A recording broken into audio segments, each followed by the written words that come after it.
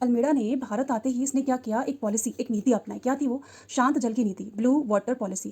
क्या था ये कि ऑब्वियस है ये सोचते तो बहुत आगे का थे। इन्हें पता था कि बाकी कंट्री को भी जब पता लगेगा इस बारे में कि इंडिया में इतना खजाना है मसालों का या और भी चीज़ों का, तो ऑब्वियस है कि वो सब भी भारत आएंगे ही आएंगे। तो इसलिए उन्होंने एक पॉलिसी अपनाई, ब्लू वाटर पॉलिसी या शांत जल की नीति।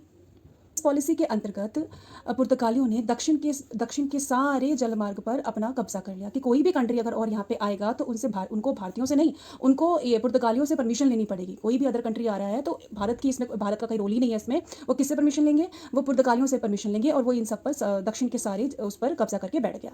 इसी को शांत जल की नीति या ब्लू वाटर पॉलिसी कहा गया है। दक्षिण के सारे, साउथ के सारे जलमार्ग पर कब्जा, सो बिना परमिशन का कोई यहाँ पे आना पाए, ये था ये शांत जल की नीति पॉलिसी, ब्लू वाटर पॉलिसी।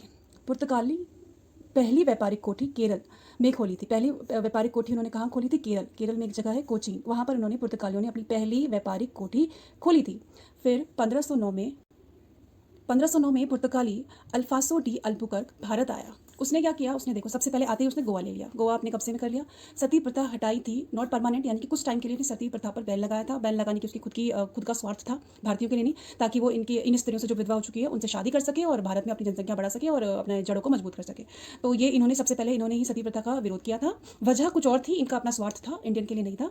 तो ये पुर्तगाल से थे, 1509 में भारत आए और इन्होंने गोवा ले लिया और आते ही सती प्रथा का खंडन किया था। 1596 में पहला डच यात्री कर्नेलियन हाउटमैन भारत आया था। पहला डच यात्री। अब यहाँ से देखो, हम पुर्तगाल के बारे में पढ़ रहे थे 1596 में, अब डच आ गए। कौन आ गया? डच का पहला जो यात्री था, कौन था वो? कर्नेलियम हाउटमैन, जो भारत आया था।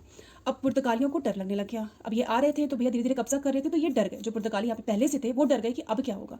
तो इन्होंने क्या किया? इन्होंने अपनी राजकुमारी का विवाह ब्रिटेन के राजकुमार से करा दी और ब्रिटेन को दहेज में मुंबई दे दिया। इन्होंने, पुर्तगालियों ने अपनी राजकुमारी का विवाह ब्रिटेन के राजकुमार से करा दिया, यानी कि संबंध जोड़ लिया किससे? ब्रिटेन से। ब्रिटेन बहुत पावरफुल था और दहेज में उन्होंने मुंबई ब्रिटेन को, यानी कि ब्रिटिश को सौंप दिया।